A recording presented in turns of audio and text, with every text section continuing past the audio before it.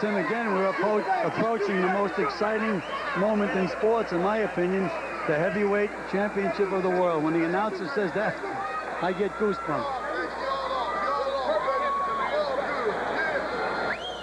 Well, that's what brings out 16,000 people live, and of course millions watching around the world on our telecast. And here comes the champion, Riddick Bowe. It is a celebrity-studded audience here, as always, for these big fights, and a heavyweight championship is the biggest of them all. He's making his second defense of the IBF crown,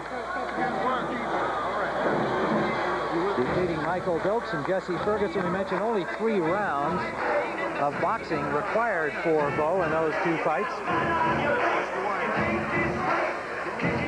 But again, Tim, as Eddie Futch just pointed out, even though they were fights that were insignificant, he still trained just as hard, learned a lot in the gym, and is improving all the time. I know when I managed fighters, especially Emil Griffith, I wouldn't care what they thought of the opponent. He was in as good shape for a guy that was ranked number 20 as he was for a guy that was champion of the world. And that's the way they should be.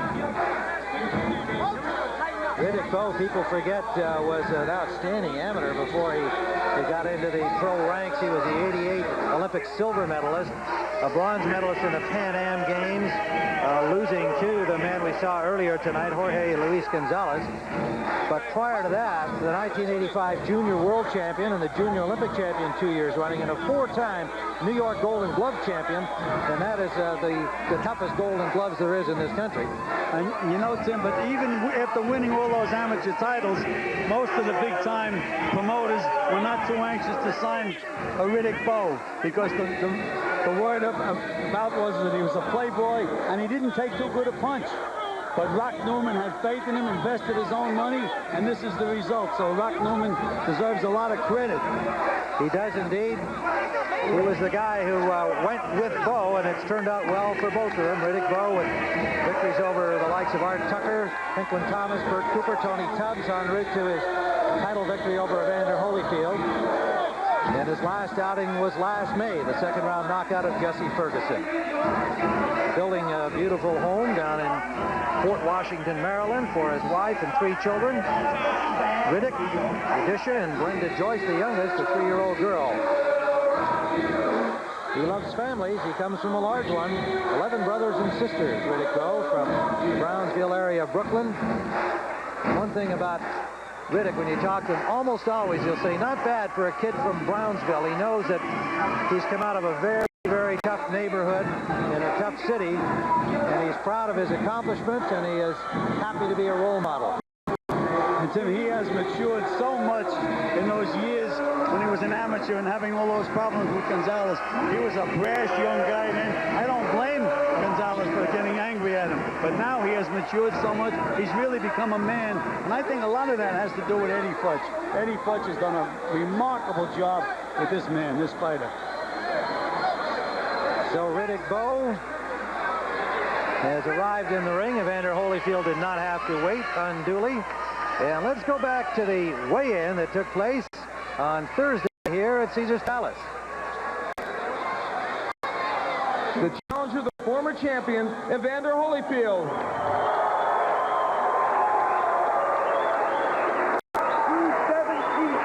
Evander Holyfield weighs in at 217 pounds. Next up on the scales, the man who holds the WBA and IBF World Championships, Riddick Bowe. 246. He weighs in at 246 pounds. Well, Riddick Bowe looked like he was doing an underwear commercial at the weigh-in. He came in at 246, and we mentioned earlier that Holyfield was wearing shoes and a warm-up pants and a hat and who knows what under it, but he did acknowledge afterwards that he probably weighed 212 or 213. And there is the tail of the tape. You see the comparison in the last fight, which was a year ago. We're in the month of November now, of course. 205 for Holyfield in that one, 217 with that extra gear on. 235 a year ago for Bowe. He's now in at 246, and we did comment that he is a little soft around the middle. You'll see that. But as Eddie Futch says, not concerned at all about that. He feels that this is a comfortable weight and most importantly, as you said, he's in shape. He is in boxing shape. Let's take a look at the tail of the tape, Tim. Excuse me, the punch stats, Tim. And you can see that Riddick Bowe landed 51% and Holyfield landed 50%. Bowe was the busier fighter and threw the harder punches, in my opinion. And again the jabs, Bowe with a 52%, Holyfield with only 39%, which he hopes to change in this fight. And Bowe threw a lot more jabs than Holyfield did in the last fight. Well, the rules will be under the International Boxing Federation. No standing 8 count, no 3 knockdown rule. What that means is that it's left to the discretion of the referee. A fighter could be knocked down 4 or 5 times in a single round. The fight would not be stopped. It's up to the referee to make that decision. And if a butt occurs, an accidental butt occurs after the 6th round, they would go to the scorecards to declare the winner. And now, let's go up to our ring announcer, Michael Buffer, for the pre-fight introductions. Ladies and gentlemen, Spencer Promotions, Main Events Monitor, and the undisputed, undefeated king of beers, Budweiser, proud to be your bud, present the featured bout of the evening. This bout is sanctioned by the Nevada State Athletic Commission, the World Boxing Association, and the International Boxing Federation.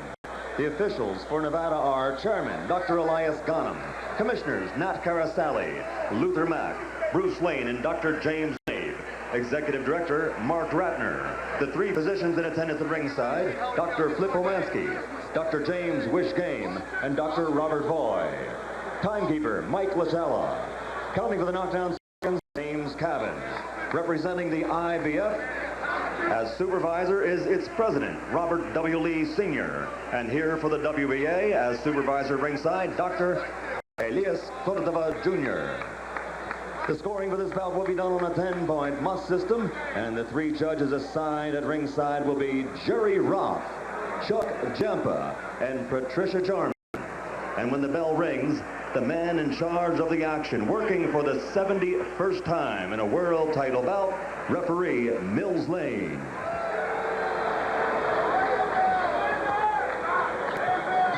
And now, ladies and gentlemen, from the site where legends are made, Caesar's Palace in Las Vegas, Nevada, let's get ready to rumble!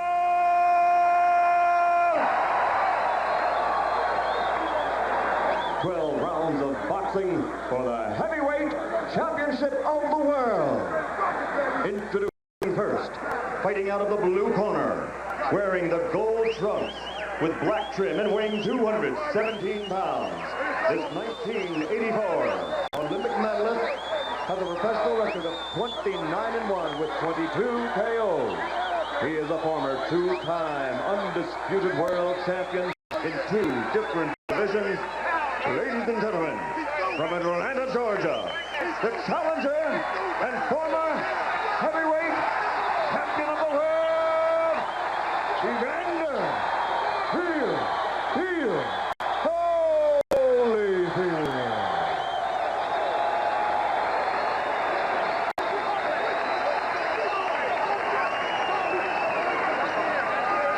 And across the ring, his opponent fighting out of the red corner, wearing the white trunks with red trim and weighing in at 246 pounds. He's also an Olympic medalist, winning super heavyweight silver in 1988.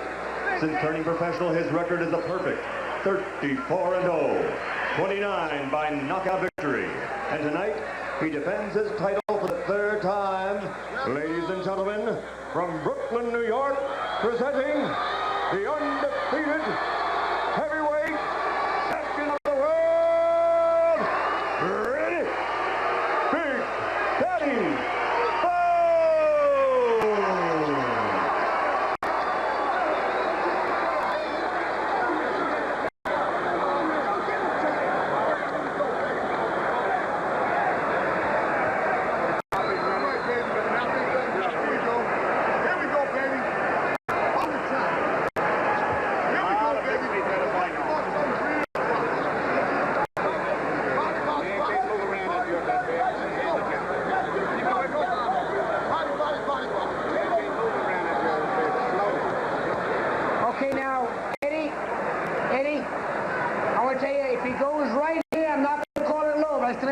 right, fair enough? You're anointed. All right, now, this is for the championship of the world. We've only gone through all the instructions one time. I expect a tough, clean fight. But check yourself at all times. Any questions from the challenger? No. Any questions from the champion? Let's get it on. Inimitable Mills Lane from Reno, Nevada, the biggest little referee in the business. This guy runs the show despite his small stature, and the fighters almost unanimously respect him. Riddick Bowe, 34-0, coming in at 246. Evander Holyfield at 217, as we said. He's 30 years of age. Bowe is 26, and Bowe goes right after him. Holyfield slipped a little bit. So we had mentioned that Bowe really had warmed up in the locker, and he lands a big right hand right off the bat. And they took Holyfield's robe off about 2 minutes before the introduction, so he's been standing there in the cold weather without moving around. It is a little more than 60 degrees now under the lights, colder where the spectators are, of course. An usually cold evening here in Las Vegas.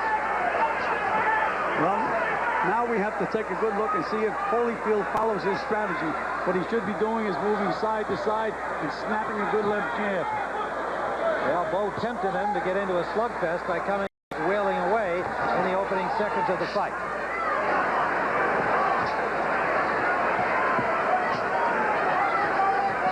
We had mentioned, Tim, that Holyfield has to hurt Bowe with a punch, or he has to be able, at least be able to move him with his punches. But another way that Holyfield could win this fight if he's able to out-jab Bowe and bust him up in the process. Good combination by Holyfield. And he got in close there, smothering the right hand of Bowe. Short with the right hand on the combination.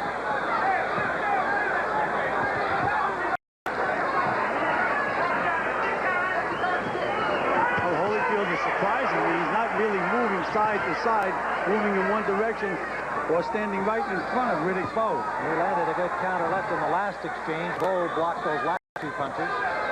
Fires back with a jab to the eye of Holyfield.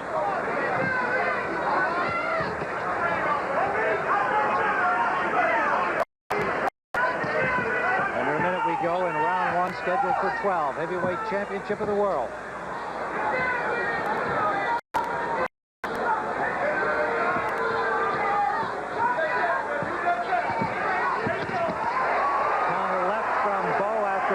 From Holyfield landed. Riddick Bowe, 246, still has excellent hand speed. Very fast for a big man. Well, that's the key to Riddick Bowe, that those fast hands lies the fact that he's such a big, heavy guy. Landed the jab. Holyfield jab back.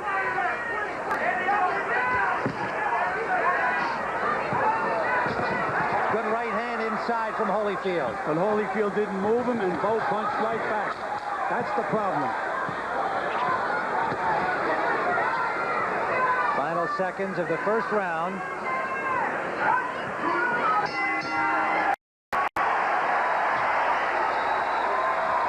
A look from the blimp down at Caesar's Palace on the Las Vegas Strip. A cool evening in Las Vegas.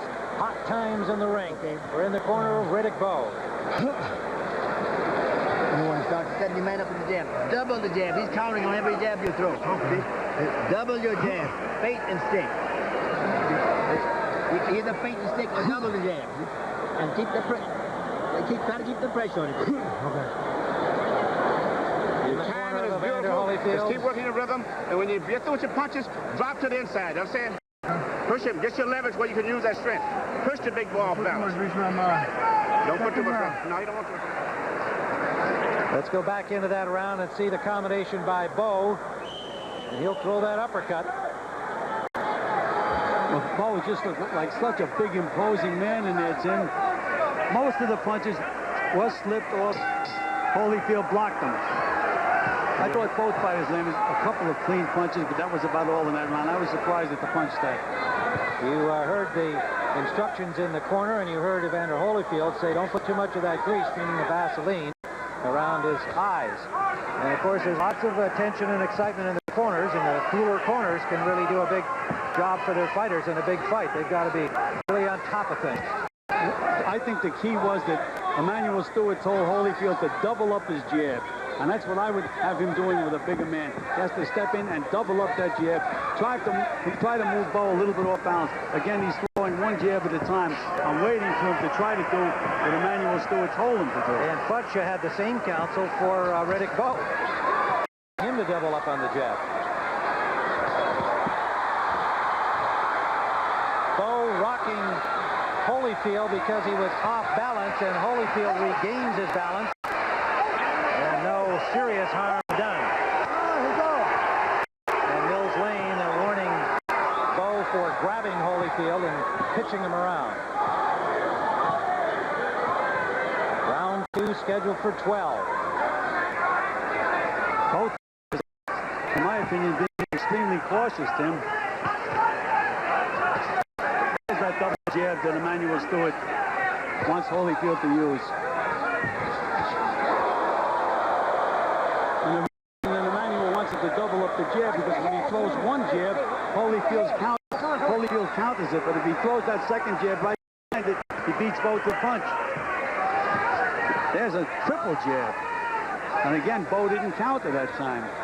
When he throws the one jab, Bowe is dangerous with those counters. Good movement by Holyfield there as he backed away from that right hand behind the jab of Bowe.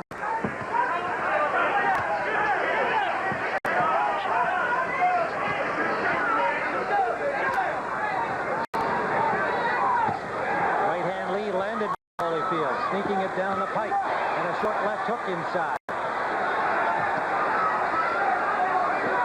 Again, we have to worry. There's that combination by Bowe. Bowe has that tremendous right hand uppercut inside, which we know that Holyfield is aware of because he told us so.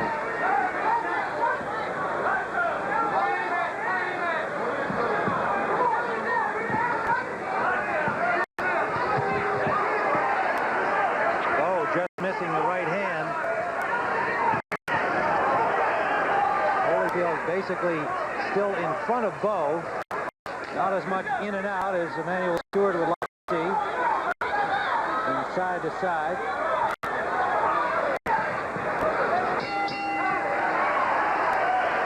That's the end of round 2. And we're in the Bowe corner. Okay. Be patient. Just keep that jab working. Keep that jab working. Keep side leg. Feint the jab once in a while instead of before you throw it. Feint a lot. He's a little tight. You react. Break him off, okay? Because you get him tired, then you're going to turn it on going down the stretch, okay? Okay. All right, you're looking good, fighting a perfect fight. Vaseline, Manuel. No, he don't need too much. He don't like too much Vaseline. Jab. Hand come up. Try to get up. Keep your hands up. He'll start leading with right hands now. Every time you shoot that right hand, roll the counter, but you're looking beautiful. Hey! Well, it is an absolute treat to listen to these two great trainers working in the corner. Gil, you are a great trainer. You were of many outstanding fighters. I know you enjoy being able to hear Emmanuel Stewart and Eddie Futch playing their own little match against each other. Well, Emmanuel Stewart is playing mind games with Evander. He's telling him, you're looking beautiful, you're looking beautiful. You're going to come on down the stretch, and Eddie Futch giving Riddick Bowe good advice. He said, keep using that jab, be patient, a lot of feinting, and keep snapping that jab. And that's what I thought won the last round for Riddick Bowe. I thought he just out-jabbed Holyfield in that last round. Mills Lane warning the fighters to watch their heads.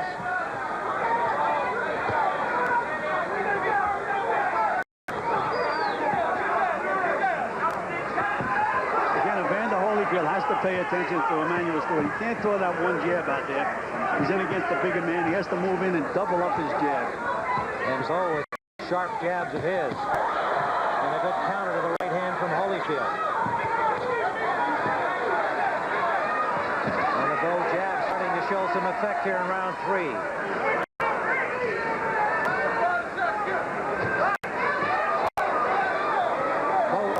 Pulled the trigger that time, but held it back.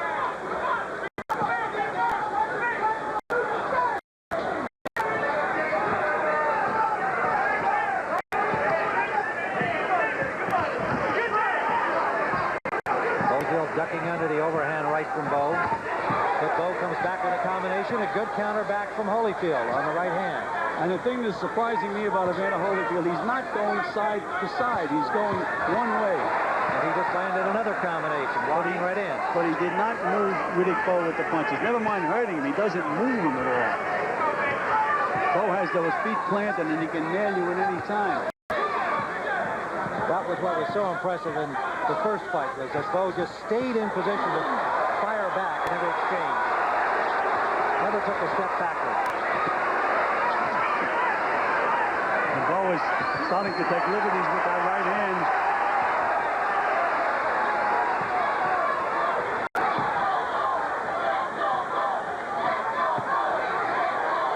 Very short left hook lead landed by Holyfield. Scoring some points in this round, but as Gil points out, they're not able to move Bowe in any way so far. And Bowe, 30 seconds we go. And Bowe does move him when he snaps that jab or throws these punches.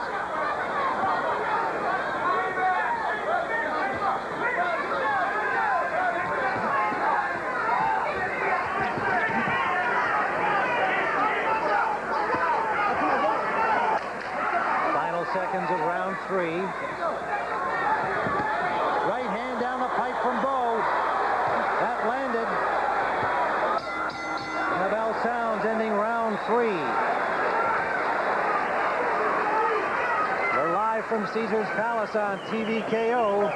Beginning to slow down. In the corner of Riddick Bowe. Keep that stick going.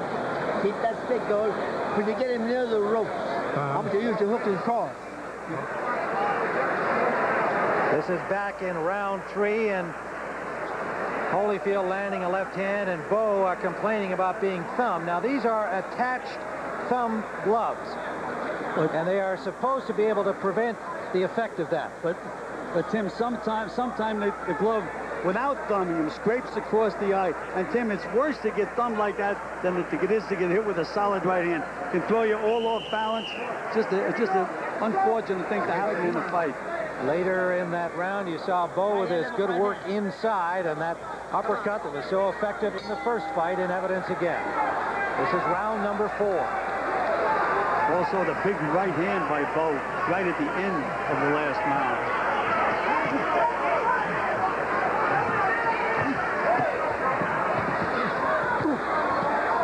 Holyfield scoring with 2 left hooks, but Bowe fires right back and scores a good combination that backed up Holyfield. It's that right hand uppercut on the inside, Tim, that really takes Holyfield apart.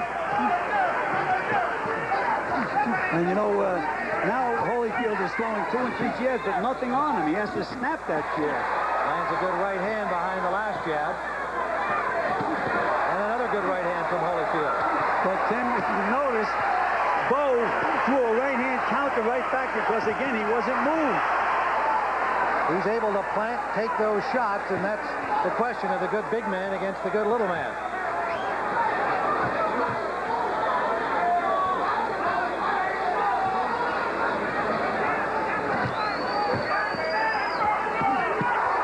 And there's that counter by Bowe again.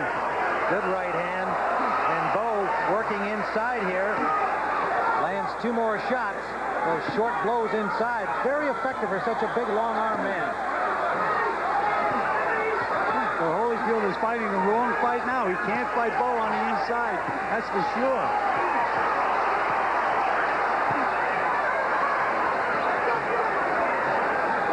There's that uppercut. I think that's the best punch in Bowe's arsenal, is that short right uppercut on the inside. Well, and Gilly knows that Holyfield will lean into it when he gets this close. So it's there.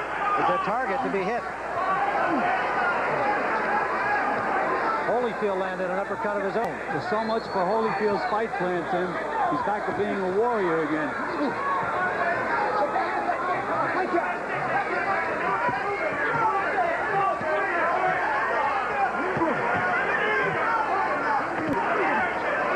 Solid shot to the body from Bowe. Right hand from Holyfield. That landed. Comes back with a short left. But again, he can't make Bowe go anywhere. Bowe nails him to the belly.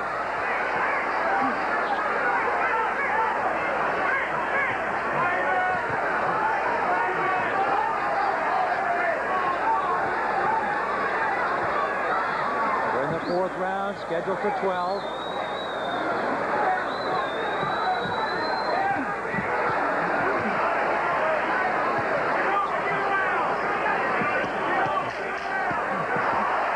Both fighters landing on the infighting here. And Holyfield staying right there and banging with Bowe. And he lands a good combination at the bell. The bell is sounding and they're still punching.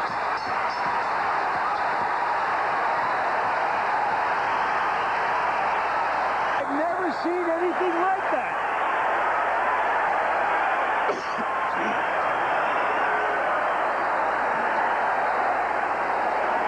And there is blood above Bowe's left eye, gentlemen. And a cut in the middle of his head as well. Two cuts. Two cuts. All right.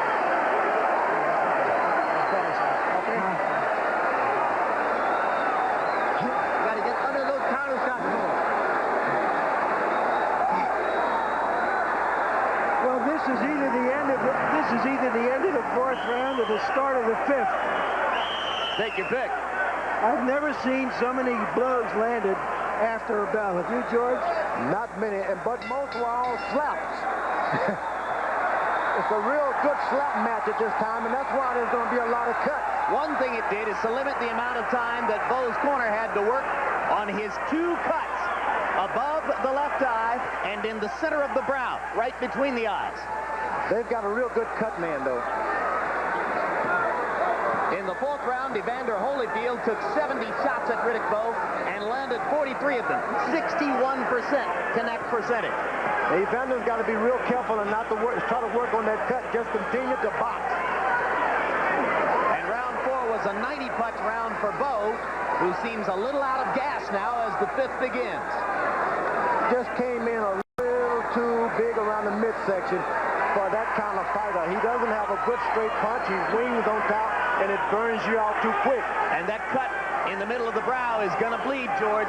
It could affect his vision as time goes on. This is the time you go back to school. Use your left jab. Forget about a knockout. Use your left jab.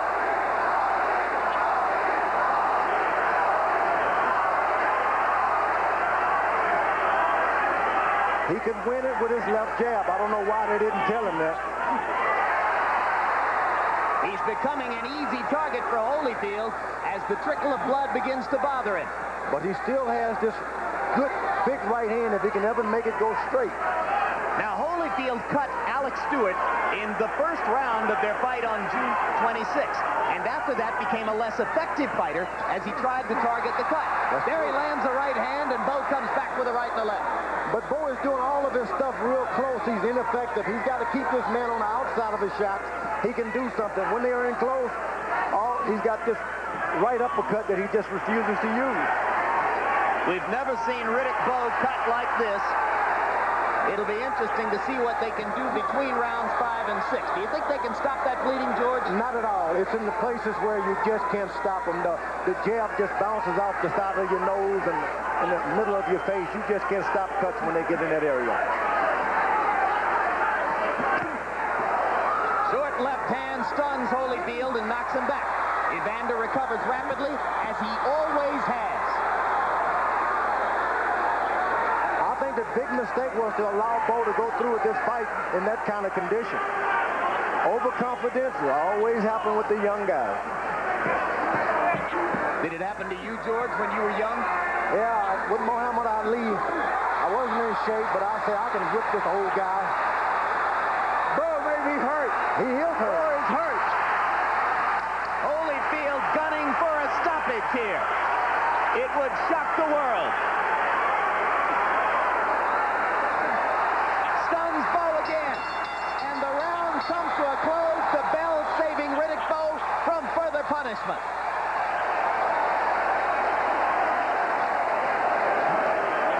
Let me see that. I got it, Doc. Give me a shot. I just want to see it. Yeah, that side, right here. Keep your hands up. Keep your hands up and move. Hands up and move. Jab and move around. And here's where Bowe hurts him. Right in there. That left followed by that short right. The right behind his head. Riddick Bowe is hurt. Evander Holyfield took his time before he carried the fight to Bowe, hoping that Bowe would spend himself chasing Holyfield. Instead of going at him early this way, he has waited. And right now, he is on top in this fight. Evander Holyfield trying to join Muhammad Ali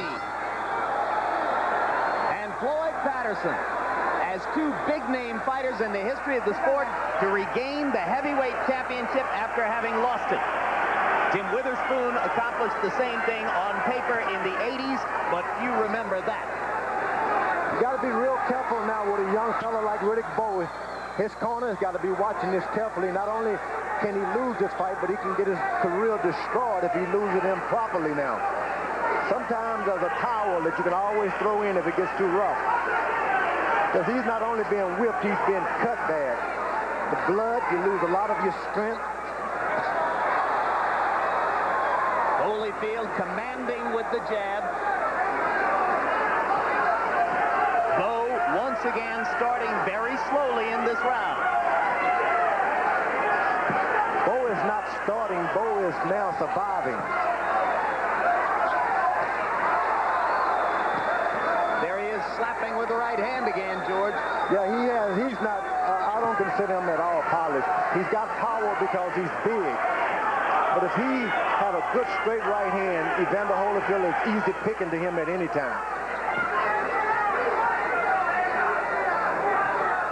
Holyfield is doing something he doesn't know how to do now. That's get aggressive. Well, he's always been aggressive, but he's never been a great finisher. Yeah, but he goes forward and he just hit a lot himself. Boom! Great combination by Holyfield. And another one. Bowe standing still at center ring and taking it. That right hand landed flush for Holyfield. The way to keep their respect, Holyfield should be concentrating on it, because if he continues to deliver accurate shots to Riddick Bowe and doesn't drop him, Riddick Bowe can lose total respect and start to jump back on him real good. And Bowe looked to the corner to try to gain some advice from Eddie Futch, and Futch was nowhere for him to see him. Hidden behind other figures over here. Holyfield banging away. Round 6, a huge one for the former champion. Evander Holyfield should continue to keep his respect for Riddick Bowe, because a big man like that catching you with one of those roundhouses, you're going to hit the floor. Like Lennox Lewis did to Frank Bruno when he was in so much trouble in Cardiff, Wales. Seeing that Holyfield has got no defense for an uppercut. I don't know why Bowe is not throwing it. Riddick Bowe ridiculed Lewis for all the difficulty he suffered at the hands of Frank Bruno. That's true. Now he's getting a lot of the same from Holyfield, but that right hand may have turned things around, George. It was a good pinpoint, accurate right hand. If he continues to do that, he won't have a hard night. Because the Holyfield goes forward, he doesn't know what he's doing. Spectacular uppercut by Evander. Last 10 seconds of round number 6. We're almost at the midway point of the fight. And what a battle it's been, particularly for Evander Holyfield.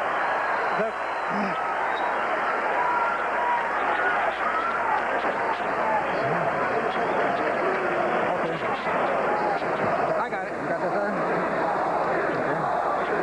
Harold Letterman, how do you have the score, the fight scored so far? Larry, I've still got Riddick Bowe on top, 4 rounds to 2. 58-56 in the points. I thought Riddick Bowe was very, very busy in the first 4 rounds. Won it on clean punching and effective aggressiveness. Certainly, in round 5, Evander Holyfield turned the fight around completely. He's coming back. He's on top now. He seems to have taken control of the fight, and he certainly is banging Riddick Bowe around in the last 2 rounds. I think there's going to be a tremendous controversy over the referee, because Mills didn't get in quick enough at the end of the 4th round. Controversy or not, Harold, you and I couldn't disagree more. I have Evander Holyfield ahead 4 rounds to 1 and 1 even. I see it like that myself, but then I never could have been a good judge. But Riddick Bowe has tasted all of the power Evander Holyfield has now. He's not scared. He realizes that his corner cannot help him. Look, you're a big boy. You got to fight your way out of this, and he's willing to do it. Bowe going back to sticking the jab, and when he does, he backs Evander up. It was that way last year. It's that way again. Right hand for Holyfield. Stuns Bowe, and Bowe comes back fighting this time and lands a right hand on Holyfield's chin. being smart. He hits a good right hand. He hits him with a good right hand, and he stands there and waits to see what he's going to do. You got to hit and move out of the way if you want to win that kind of style, with that style. Bowe taking command right now with the jab.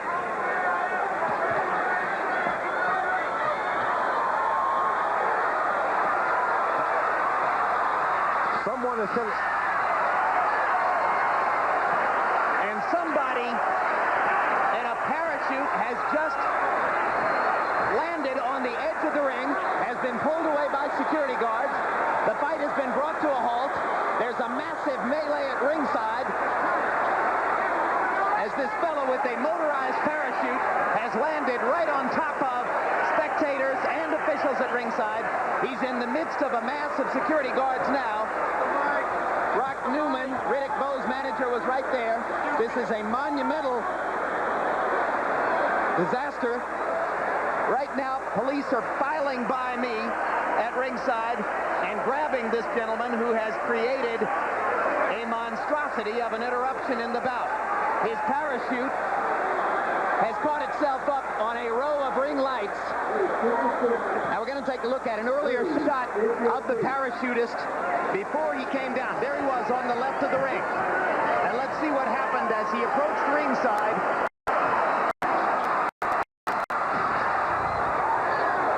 There it is.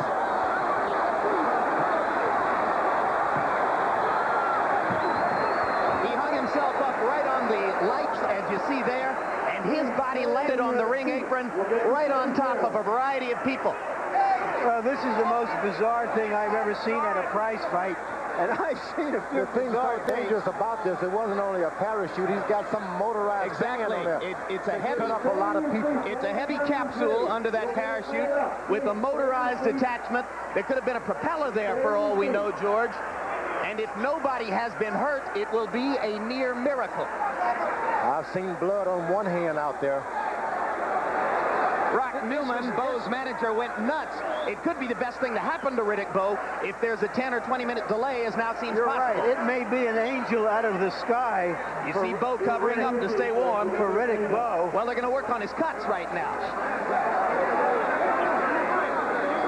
Just when you think you've seen everything, you know you haven't, and there'll be more crazy stuff to follow. And it was already a bizarre night as the result of the fighting that went past the bell for about 10 seconds at the end of round 4. Here's what was happening in the ring at the time that the parachutist landed. You'll see, there he is, entering at the left side. And you see people backing away and trying to avoid the capsule and the motorized contraption attached to it. Here's a look at him much, much earlier this evening from our blimp coverage. As this took place, we're told that our blimp cameraman tried to alert us to the possibility that this was going to happen. That's why he was zooming in and out, as you can see here. And there it is. He targeted the ring and came right down. Well, this guy is going to wind up in the Slammer in Vegas tonight, and with doggone good reason. What charges, I wonder? What charges? Yeah. Doing an outrageous thing to get some publicity for himself. Oh, okay. Lighting company turning off lights now to try to prevent the possibility of fire. If Evander Holyfield is thinking about this at all, he has to rue the fact that it happened at a time when he was in such good position in the fight, or so it seems. And here's another look, guys. We're going to see it one more time. This was incredibly dangerous. I've got to say that it's put a jolt through us because he landed about 7 or 8 feet away from us on the ring apron. And this is how he descended toward the small disaster which has now taken place at ringside in round 7 of a heavyweight championship fight. You can see how our cameraman zoomed in and out, attempting to warn our production people in the truck of the possibility this would happen. And I have just gotten word that Riddick Bowe's wife has just fainted at ringside. She was even closer to the parachutist than we are. She's up and around now, but she's also shaken. And she is, gentlemen, she's in the early stages of her 4th pregnancy as Riddick looks forward to the birth of his 4th child. And we only hope that Judy will be okay. We're going to stop the action now to take a look back at the effects of what became a 20-minute delay. How did it disturb the momentum of the two fighters? We'll get to that in a moment. But first, a look at how the melee was brought under control eventually by Las Vegas police, only after the parachutist had been momentarily attacked by some at ringside, perhaps a couple of officials, and bystanders and spectators near where he landed. Eventually, the police got the situation under control. They're the ones who informed Riddick Bowe that his wife Judy had fainted. Later, they told him that she was okay, even as they were preparing to take her away to a nearby hospital. George Foreman, I don't think you've ever been a party to a 20-minute delay in a boxing match. How do you think it affected this one? Was there any advantage to either fighter? All the advantage should have gone to the bigger puncher. He was able to rest himself like a home run hitter. You strike out, but in the next inning, you get a home run. Riddick Bowe wasn't able to take advantage of it. The cold weather stopped him from bleeding. It supposedly affects the boxer who's in a rhythm. Evander Holyfield was in this rhythm, but he was able to pick it back up. How he did it, I don't know. On the other hand, George, Riddick Bowe had to fight 4.5 more rounds with the knowledge in the back of his mind that something bad might have happened to his pregnant wife. That's right. I remember asking my wife to come to a fight, and she was pregnant with one of the Georges, and she almost boxed me. It's not a place for your family to be around ringside, especially when they're not really boxing fans. They don't know that it's going to be blood. You may get knocked out. They don't understand. And when it happens, you can discourage yourself. You start worrying about them. And that's what happened tonight. Riddick Bowe started worrying about his family. And for his part, Evander Holyfield told us later that he worried for a while that this would redound to his disadvantage. He began thinking negatively, and it took a special effort on his part to re-energize himself, to be assertive when the fight began again. Larry Merchant, you called it the single most bizarre event you'd ever seen at a boxing match. I don't think there's any reason for you to change your opinion now. Absolutely not. First of all, of course, sitting here a couple hours after the fight, we have to think of some of the people for whom this was a trauma and may suffer some damage. We hope they're going to be okay. But also, I have a bizarre head sometimes, Jim, and the first thing I thought about was, I've seen guys try to crash fights before, but nothing like this. This wasn't that tough a ticket that if he wanted to see a fight, that he had to come in that way. And secondly, hey, we're in Las Vegas. Down the street, there's a volcano erupting every 30 minutes. Up the street, there are knights jousting for the entertainment of the visitors here. Maybe I thought this is a new way to present boxing to the world. We'll have long intermissions in the middle of the fight, and everybody will get a show whether it's a good fight or not. This just added to a great fight. And all in all, in retrospect, I think we have to reflect that we were lucky. The human damage from that motor-driven parachute rig could have been much greater than it turned out to be. Meanwhile, there was still a 7th round, which had begun so furiously and now was yet to be completed. As round 7 resumes, 1 minute, 50 seconds remain in the round. Gentlemen, I thought that Riddick Bowe was showing signs of fatigue before. I have to assume that this is going to help him. What do you think, George? I think so. The rest always benefit the punches. Like Reggie Jackson, you swing out, you take a rest, come back the next inning and get another home run. But for the boxer, he gets into a groove, and he has to find that groove all over again. So it can be devastating for a boxer to get such a rest. You'll also note that there is no trickle of blood from Riddick Bowe's nose or his eye. For the moment, those cuts have been closed. And the cold weather assists that. Once you start, it's hard to bleed in the cold weather. And here comes Holyfield with some of the same mustard he brought before. You notice Holyfield is more effective when he doesn't put any power on the punches. Just let the punches flow. He's able to get out of the way easier. You say, George, he's a more natural punch thrower than Bowe. He is. The combinations come so easily with him. Bowe has to wind up, straight, strut, and then throw 1-2 and look for the guy.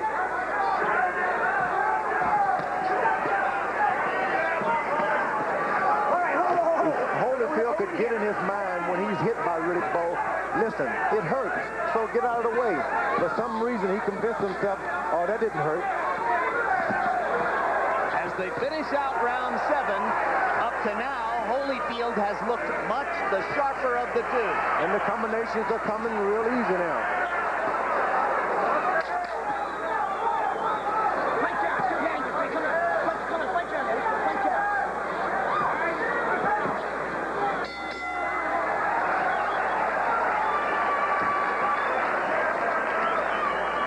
Ladies and gentlemen, give yourselves a round of applause. You look good. That's what I want to see. Them beautiful little legs, just like you're moving in and out. Okay, everything off of your balance. Looking good. Good fight. And we haven't even opened up yet. Keep using those great legs and keep your balance. You're in perfect position tonight. Everything you're doing, you're never losing your balance, and that's the key to the fight. And when you exchange, put your head in his chest. Okay? Okay. Use that jab as soon as you get within range. Fellas, that may go down as the most unusual round in the history of boxing. I can't think of anything like that ever having happened, especially in a major prize fight, a heavyweight championship. So a further test of the resiliency of both fighters. Riddick Bowe seems so wiped out at this point. He had a good rest, and he still can't seem to get up and throw 3 punches. His legs are tight. Well, he didn't have time to do any more training and lose any more weight during that period of time, George. He's still the same 246-pound guy, and you say not as good a fighter as a year ago. That's right. You know, Dick Gregory was surely an asset to his camp last time around. Dick Gregory is nowhere around. Holyfield. Holyfield can make a bad mistake trying to slug with this big guy. The big guy's only got one chance now, and that's to land some hard shots. Why give him that opportunity? Well, I'm not so sure you're correct, George, because remember, Harold Letterman, after 6 rounds, had Bowe ahead 4 rounds to 2. Yeah, but I see, and this crowd sense that Holyfield's got this fight in his hand. Now, of course, we're not judges, and we've never fathomed Vegas judges 100%, have we? Yeah. Hard right hand inside by Bowe to the side of Holyfield's head. Backed him up for a second. Riddick tries to land another one, but misses. You see, you can take an easy ride when you get close to Riddick Bowe because he slapped with his right hand. Get in and rest and then get out.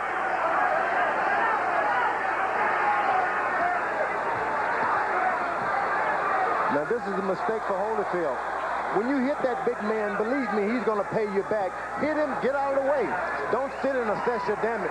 But this time in close, it was Holyfield who landed the uppercut. Now Bowe tries an uppercut there, and it was blocked by Holyfield's glove. The one thing when you're fighting the younger fighters, you can be assured once you hit them hard, they're going to try and pay you back. So you hit them and then move out of the way because they're coming back. Good left to the body by Holyfield as they fight in the clinch. Blood trickling again from above the left eye of Riddick Bowe. And now all down his nose. And bound to affect the vision in the left eye. And Holyfield takes advantage with the right hand. Should not try to go for the knockout. Just get the same punches without all of the extra effort.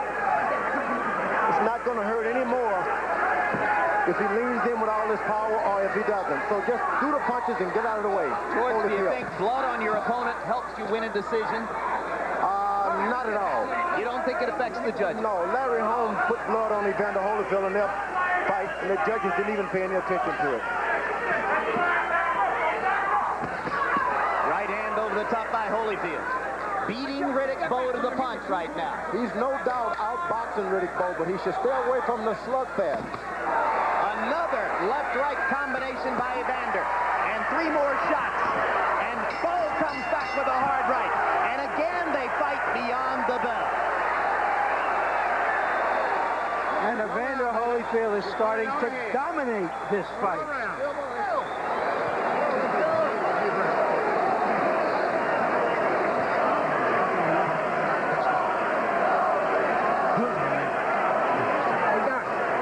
I got it.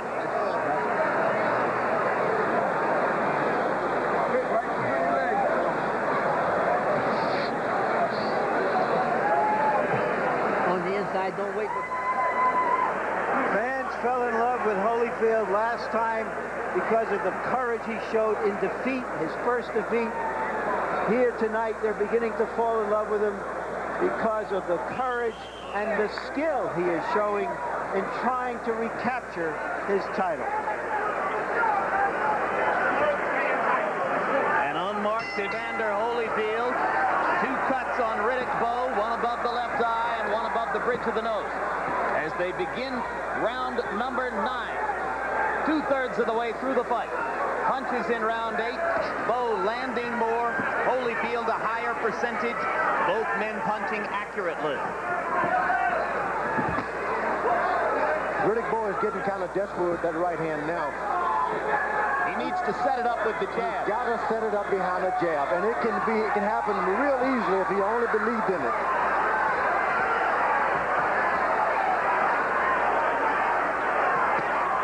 There's a hard right hand, and Holyfield wobbles. Can Bowe follow it up? No, Holyfield is on the move, man. He's been on the move pretty good in the night. And once the big guys land 2 good shots, they get tired, and they got to suck in some air. Crowd gets excited for Bowe a little bit as he presses Holyfield against the ropes, but Evander seems fully recovered from that one big right-hand shot. Now, Evander should jump right back on the big guy when he throws 4 shots like that because he doesn't have any oxygen afterwards. It's called get right back. Bowe's jab is good now if he can only continue. He's coming behind the jab. He could come back in this fight if he keeps throwing the jab like that for the last 4 rounds. There it sets up the right hand again. And there again.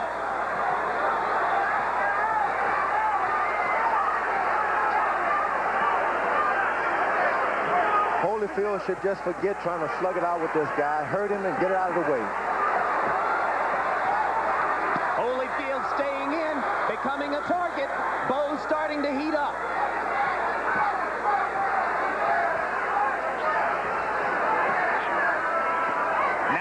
Loses a little steam and paws with the jab instead of sticking it hard as he did earlier in the round.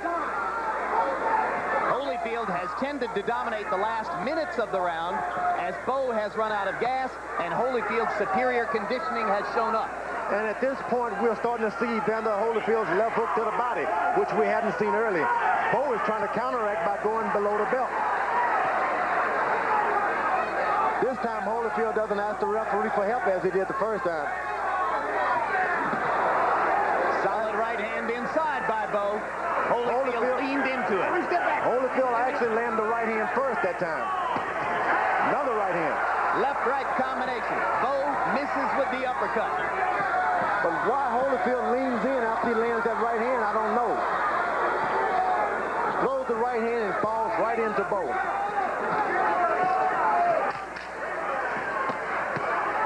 Double left hook by Bowe, maybe the first time in the fight. Holyfield comes back with 2 left hooks of his own and an uppercut. And another flurry to end the round by Evander Holyfield. And again, Lane has to keep them apart. That was a champion's round by Bowe. He's trying to reassert himself. Come on, no. We got to go from here. Okay, we're going now. Harold, how do you have the fight now?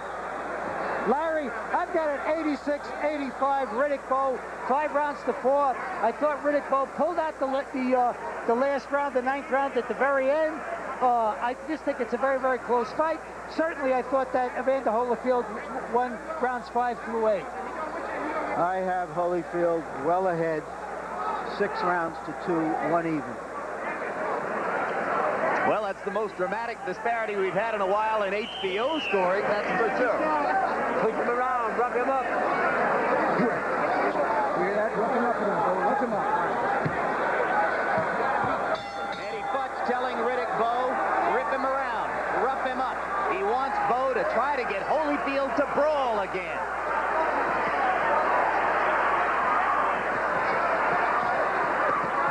Infighting, where Bowe may have the advantage. Why Holyfield lays in there with that big man is a great mistake. The only thing he knows how to do, George. It isn't necessary at all. You get your shots and run away. Warrior's heart, Warrior's mentality. We're into the 10th round, and of course, you can't forget what happened in the 10th round a year ago when the 2 men fought a pitched battle with a seesaw momentum First Bowe dominating and seeming on the verge of a knockout, then Holyfield coming back. Once again, 51 weeks later, they are trading leather in the 10th. Holyfield is doing so good when he lands 2 or 3 jabs, move out of the way, go back, he do it again. Right hand by Holyfield. He falls forward. He shouldn't fall forward once he does it. Clean jab, snapping Bowe's head back. Holyfield much the sharper puncher so far in round 10. Bowe landed a right inside. You better be careful. Bowe is trying to use every dirty trick in the book, hitting below the belt, hitting on the break, waiting for the bell to land another shot.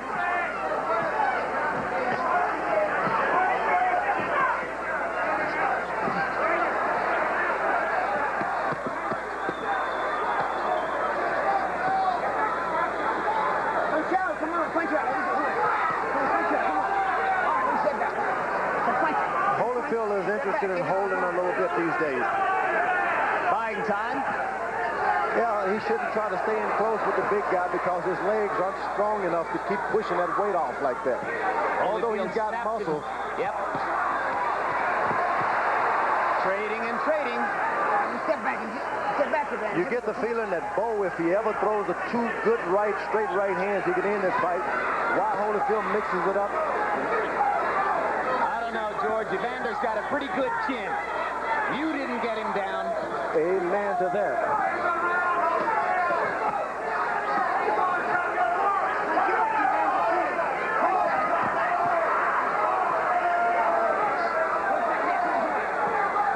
Round 10, a bit of a lull now.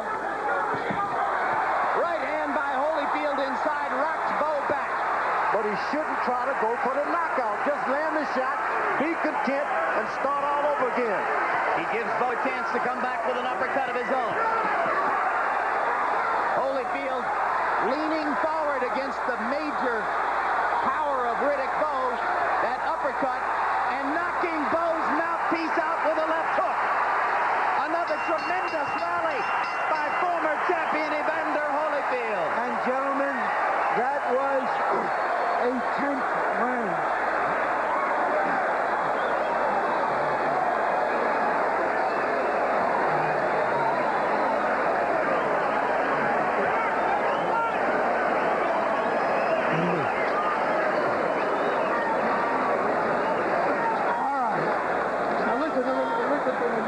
You can win this fight. It's yours. It's 10. All right, I think Holyfield senses that he has the fight in his hands and that the champion is on the defensive, and he's going at him. He's not going to give him a chance at a distance. He feels comfortable inside now, George. We just saw the mouthpiece flying out, and once again, that is a kind of symbol of what's been happening in this fight. What a tremendous effort by Holyfield. What a test for Bowe as champion coming up in these next 6 minutes. You would think it was Handel's Messiah here a month and a half before Christmas as the crowd chants, holy, holy, holy, and Holyfield delivers another right hand. Riddick Bowe has been doing a lot of bashing on Holyfield, talking about him, saying cruel things, and you'd be surprised the public just doesn't like that all the time. To say nothing of Holyfield. Holyfield marshaled his anger. He never went back at Bowe in those news conferences when Riddick called him a jughead and a gargoyle. He saved his ammunition for tonight. Evander saving everything for counter right hands. And he's moving good. When they fought last, his feet were more stable. He didn't bounce around like this in the 10th, 11th round. Left hook inside by Holyfield. He stands in front of Bowe, but Bowe seems not to have the ammunition to go after the target right now. Riddick Bowe's corner told him when they get Evander Holyfield against the rope, go for it. And this is the first time he's tried it. George, do you think after all these rounds and all the shots that Bowe has taken that he still has the strength to knock out Evander Holyfield? I do believe. You remember, you talk about how polished he is, but he hasn't landed that good polished right hand that he has. If he gets it, he can win this thing. I think Evander Holyfield has taken the polish off him. Holyfield winning most of the exchanges at close range against a guy regarded as a terrific infighter. Bowe not quick enough tonight. Now looking more and more hesitant as he tries to find the target with time running out. Bowe is a desperate man. You just don't fool around with desperate guys like this. There's that right hand just inches away from being on the target by Riddick Bowe.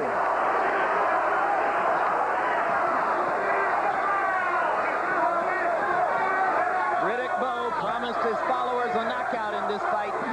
Now he is fighting to survive, or so it would seem.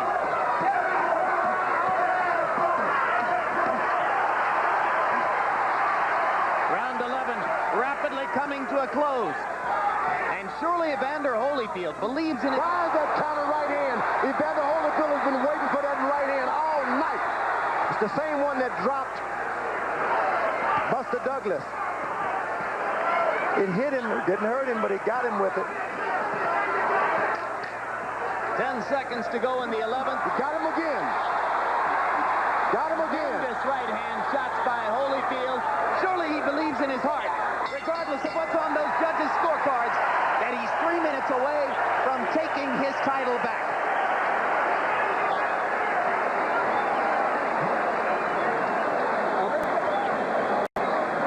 He was up a little too straight. That's I get him with those shots. Got to get down lower. We got to have this round. We need this round,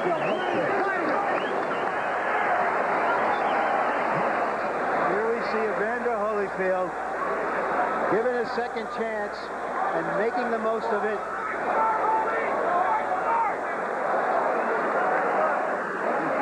Conventional wisdom that Evander Holyfield no longer had the fire to fire back like this against a big young champion.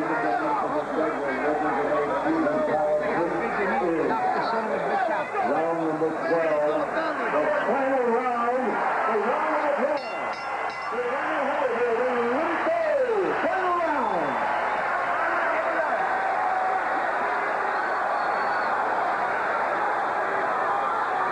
Harold, how do you see the fight quickly? Larry, a little bit closer than you. 105, 104, 6 rounds to 5, Evander Holyfield. But for the first time all night, our Harold Letterman now has Holyfield in the lead. Larry's had him winning the fight all along. In 1959, Ingemar Johansson knocked out Floyd Patterson and took away his heavyweight championship. A year later, Patterson, with one dramatic left hook, took the title back and became the first heavyweight champion ever to regain the championship. Muhammad Ali lost the title and got it back against George Foreman in 1974. Lost it to Leon Spinks and took it back from Spinks in the rematch. In the alphabet morass of the mid-'80s in the heavyweight division, Tim Witherspoon accomplished the same feat with one of the 3 titles.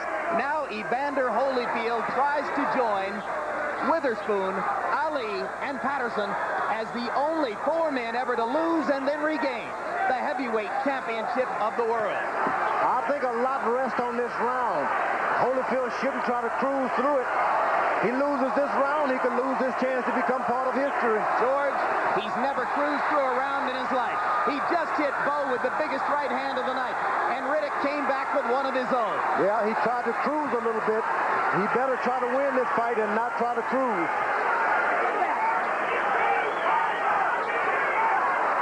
Regardless of the outcome, are these 2 men matched for exciting fights or what? This is exciting.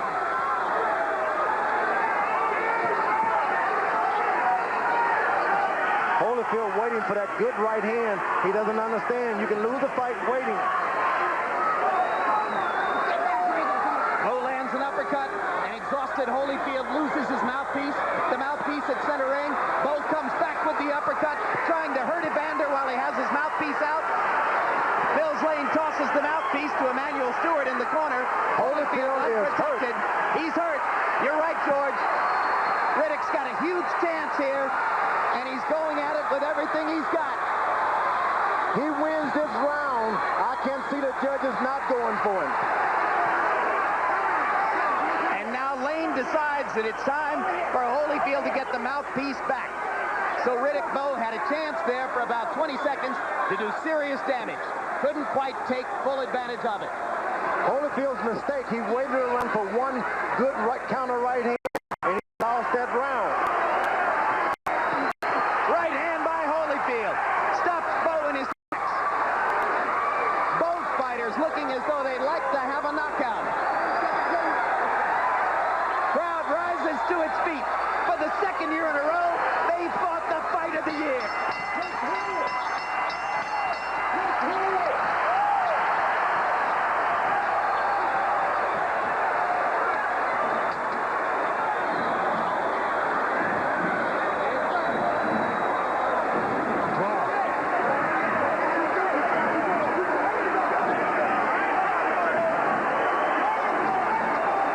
Sometimes, gentlemen, the sequel can be better than the original, even when the original was terrific.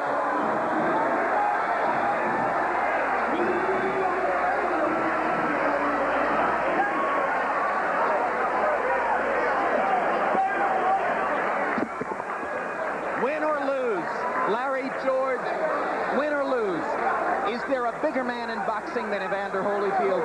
I think not. Holyfield has proven beyond a doubt that he's the bigger in the heart. That right hand that he waited too long for, he finally connected. A tremendous finish to a tremendous fight. It was a fight, it seemed that neither guy really wanted to end. They kept fighting after the bell was. Good right hand again. Let's hear it, Mike. And now.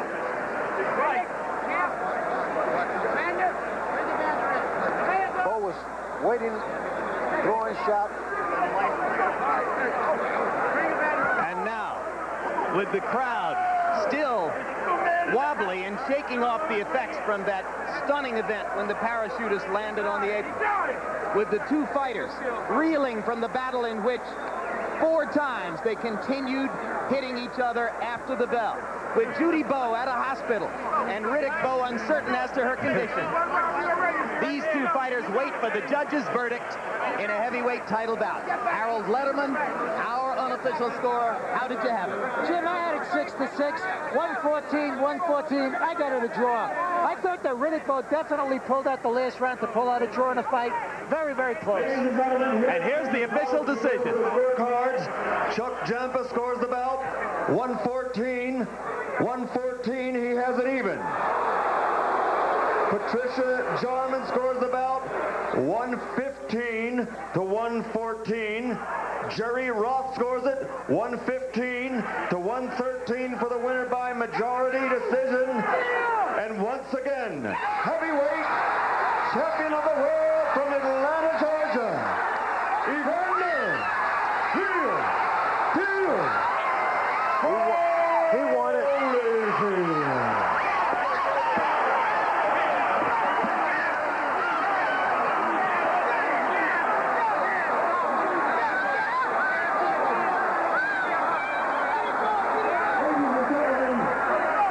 Well, they call him the real deal.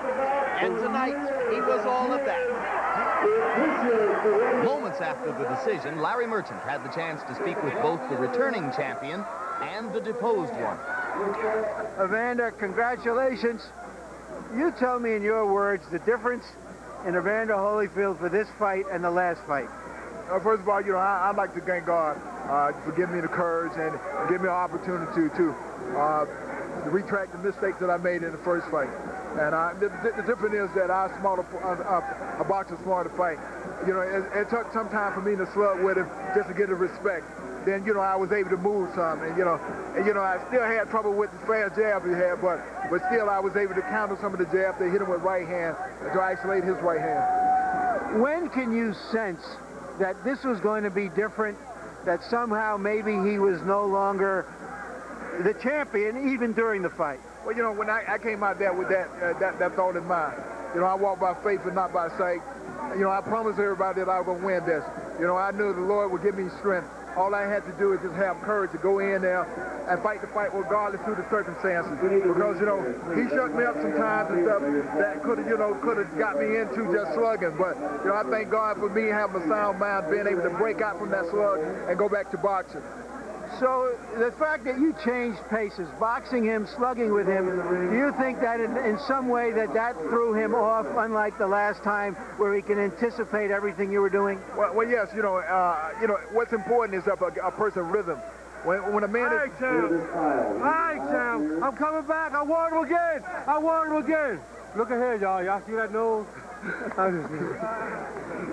Yeah, you know, the whole thing is that, you know, when a man is in his rhythm, you know, it's just like sprinting. Most people might be able to run a long distance because they run in the pace. But if you make him chop it up, then, you know, it throws their rhythm. And, you know, he's a big man. To stop and stuff really messed the guy up. So, you know, I realized that to get me tired, so I knew it had to make him even tighter. Evander, none of us have ever seen anything like that 7th round. I know you haven't. What exactly did you see when the parachutist almost got into the ring? Well, you know, when the guy came in with the parachute, I thought somebody was jumping over the rope, getting ready to do something. I was getting ready to run out the ring myself. I didn't know what happened. It was coming so fast, and, you know, he got hung up on the rope. But, you know, I was hoping that he wouldn't punch at time. You seemed to be gathering momentum at that point, and then there was a long layoff. How did it affect you? How do you think it affected the fight? Well, you know, I think it really slowed down the pace. But the whole thing is that I thought I had him tired at the time. He was breathing hard, and I was able to lead off. He wasn't getting off with the jab. You know, he was bleeding a lot. And so, but what happened is that, you know, when I came back to the corner, I was getting stiff in my back too. But I felt that he was getting tired, and I was getting ready to pour it on. Have you ever had a second chance to do something else in your life that you had regretted and corrected? Anything? Well, yes. You know, to make the Olympic team. I lost the Olympic trial, and I had to come back and fight Ricky Womack twice to beat him. And, you know, I was determined that, you know, I had to win this thing. What are your plans now as the heavyweight champion? Who do you want to fight next? Will you give Bowe a chance? Do you want to fight Lennox Lewis? What is your outlook on the championship now, having it a second time? Well, you know, my outlook now is to get home and get to church. And, you know, and be able to thank the Lord before all the people. Let everybody know that, you know, it's not I, it's Jesus that gave me the faith and the confidence to be the champion of the world again. Thank you very much, Evander. Thank you.